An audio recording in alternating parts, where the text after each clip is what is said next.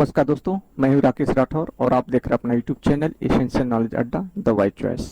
दोस्तों, इस वीडियो में हम देखेंगे उत्तर प्रदेश सरकार द्वारा चलाई जा रही बाल श्रमिक विद्या योजना के बारे में। बाल श्रमिक विद्या योजना 2020 12 जून को अंतर्राष्ट्रीय बाल श्रम निषेध दिवस के अवसर पर उत्तर प्रदेश के मुख्यमंत्री योगी आदित्यनाथ ने बाल श्रमिक विद्या योजना का ऐलान किया है। पर इस योजना की शुरुआत करते हुए सीएम ने कई जिलों के बच्चों से वीडियो कॉन्फ्रेंसिंग के जरिए भी बात की। यह योजना पहले भी चलाई जा रही थी, जिसका नाम था कैश ट्रांसफर योजना। इसके तहत लाभार्थी को सालाना 8,000 रुपए और हर महीने 100 रुपए की छात्रवृत्ति दी जाती थी। सरकार ने इस योजना में कुछ बदलाव किया तथा इस योजना का नाम बाल श्रमिक विद्या योजना रखा।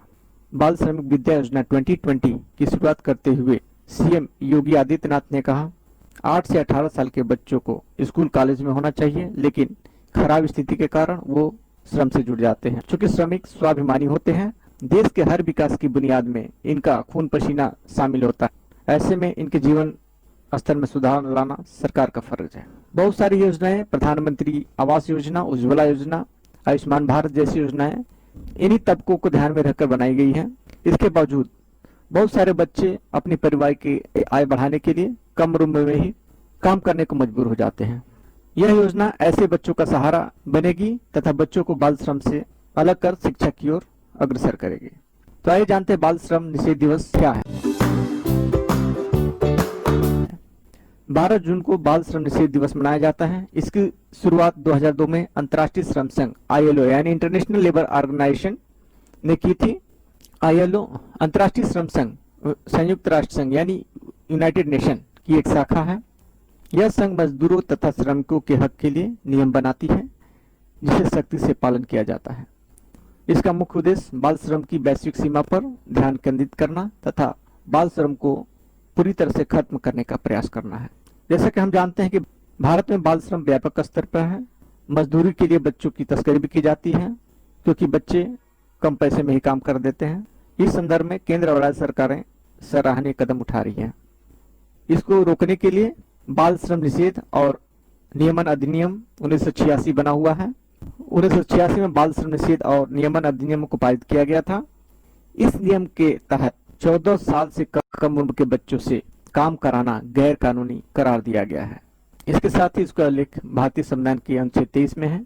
भारतीय संविधान का अनुच्छेद 23 बच्चों को खतरनाक उद्योग तथा कारखानों में काम करने की अनुमति नहीं देता, जबकि धारा 45 के अंतर्गत देश के सभी राज्यों को 14 साल से कम उम्र के बच्चों को मुफ्त शिक्षा देना अनिवार्य किया गया है। सबसे बड़ी बात है कि आखिर बाल श्रम का कारण क्या है। जैसा कि हम देखते हैं कि सबसे बड़ा कारण गरीबी है, उसके बाद हमारी जनसंख्या, उसके बाद बच्चों का सस्ता श्रम और कहीं न कहीं जितने भी कानून बने हैं उसका सही से लागू नहीं हो पाना भी उसका एक मुख्य कारण है। ज्यादातर माता पिता अपने बच्चों को स्कूल भेजने के प्रति अनिच्छुक होते हैं। वे अपने बच्चों को स्कूल भेजने के बजाय काम भेजने के इच्छुक होते हैं, ताकि उनके परिवार की आय बढ़ सके और उनके परिवार का खर्चा बर्चा चल सके। ज्यादातर देखा गया है कि कई बच्चों या अनाथ बच्चों को कम उम्र से ही काम करना पड़ता है, जिससे उनके शारीरिक और मानसिक विकास पर प्रतिकूल प्रभाव पड़ता है। बच्चों का बचपन पूरी तरह नष्ट हो जाता है और वे पढ़ाई भी नहीं कर पाते हैं और बचपन का मजा भी नहीं ले पाते हैं। ऐसी बातों को ध्यान में रखते हुए उत्तर प्रदेश सरकार ऐसे ही बच्चों के भविष्य को सुरक्षित करने तथा आर्थिक तंगी की वजह से वे जबरदस्ती काम करने को मजबूर न हो, उत्तर प्रदेश के मुख्यमंत्री योगी आदित्यनाथ ने बाल श्रमिक विद्या योजना का ऐलान किया है। इस योजना का मुख्य उद्देश्य श्रमिक के बच्चों के भविष्य को उज्जवल बनाना तथा देश को प्रगति की ओर ले जाना है। तो सबसे बड़ी बात है, इस योजना के लाभ लेने के लिए कौन कौन से पात्र हैं। इसके लिए 8 से 18 साल के मजदूर या अनाथ बच्चे, ऐसे बच्चे जिनके माता पिता या दोनों किसी सादे रोग से ग्रसित हों, जिनके माता पिता अस्थायी रूप से दिव्यांग हैं, माता या पिता या दोनों की मौत हो चुकी है, महिला या माता परिवार की मुखिया हो या भूमिहीन परिवार हो, ऐसे लोगों के बच्चे इस योजना का लाभ उठा पाएंगे। चयन की प्रक्रिया, इन बच्चों को कैसे चयन किया जाएगा।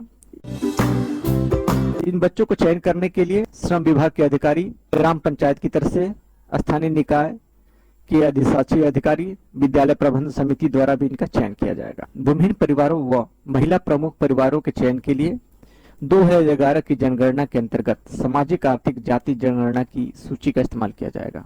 प्रत्येक लाभार्थी के चयन की स्वीकृति हो जाने के बाद इसको ई-ट्रैकिंग सिस्टम पर अपलोड किया जाएगा और उसके बाद इसका लाभ दिया जाएगा। सबसे पहले आइए जानते हैं कि कितने बच्चों से इसकी शुरुआत हुई। इसके पहले चरण में 57 जिलों के 2000 बच्चों को लाभ दिया जा रहा है। अगले शैक्षणिक क्षेत्र से श्रमिक के बच्चों को गुणवत्तापूर्ण शिक्षा दिलाने के लिए अटल आवासीय विद्यालय भी बनकर तैयार हो जाएगा। इन स्कूलों में बच्चों की पढ़ाई के साथ साथ उनकी रुचि एवं क्षमता के अनुसार उनका विकास किया जाएगा। तो उत्तर प्रदेश बाल श्रमिक योजना 2020 के लाभ क्या हैं? इसमें बालकों को 1000 रुपये प्रति माह मिलेगा, बालिकाओं को 1200 रुपये प्रति माह। राज्य के जो श्रमिक बच्चे 8वीं 9वीं और 10वीं कक्षा में पढ़ रहे हैं उन्हें सरकार के द्वारा प्रति वर्ष 6000 रुपये की अतिरिक्त सहायता प्रदान की जाएगी। उत्तर प्रदेश बाल श्रमिक विद्या योजना के लिए क्या क्या दस्तावेज चाहिए? सबसे पहले क्राइटेरिया ये है कि आवेदक की आयु 8 से 18 वर्ष की होनी चाहिए। आवेदक के पास निवास प्रमाण पत्र होना चाहिए, उत्तर प्रदेश का अस्थायी निवासी होना चाहिए, उसके पास आधार कार्ड होना चाहिए, पहचान पत्र, mobile number, passport size photo इत्यादि होना चाहिए। जो असाध्य रोग से ग्रसित है उस रोग का प्रमाण पत्र मुख्य चिकित्सा अधिकारी या चिकित्सा अधिकारी के द्वारा होना चाहिए। तो मुख्यमंत्री बाल श्रमिक योजना 2020 का आवेदन कैसे करें?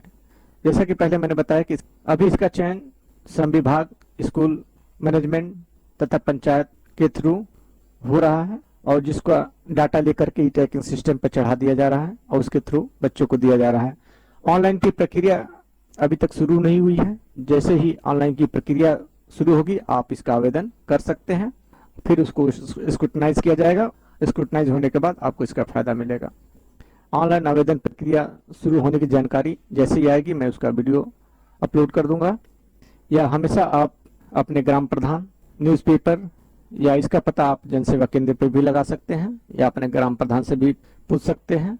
जैसे इसकी जानकारी मिलती है गवर्नमेंट इसके लिए बहुत सारे कदम उठाती है जिससे लोगों की इसकी जानकारी मिल सके। तो इस प्रकार हमने देखा उत्तर प्रदेश बाल श्रमिक विद्या योजना श्रम विभाग के द्वारा संचालित किया जाता है। इसको बाल श्रम निषेध दिवस के मौके पर लॉन्च किया गया। उत्तर प्रदेश के बाल श्रमिक इसके लाभार्थी हैं। इसमें लड़कों को 1000 रुपये प्रति माह, लड़कियों को 1200 रुपये प्रति माह तथा 8वीं 9वीं और 10वीं में पढ़ने वाले बच्चों को 6000 रुपया एक्स्ट्रा प्रोत्साहन राशि प्रति वर्ष मिलेगा। Thanks for watching. I hope आपको ये बाल श्रमिक विद्या योजना का वीडियो अच्छा लगा होगा।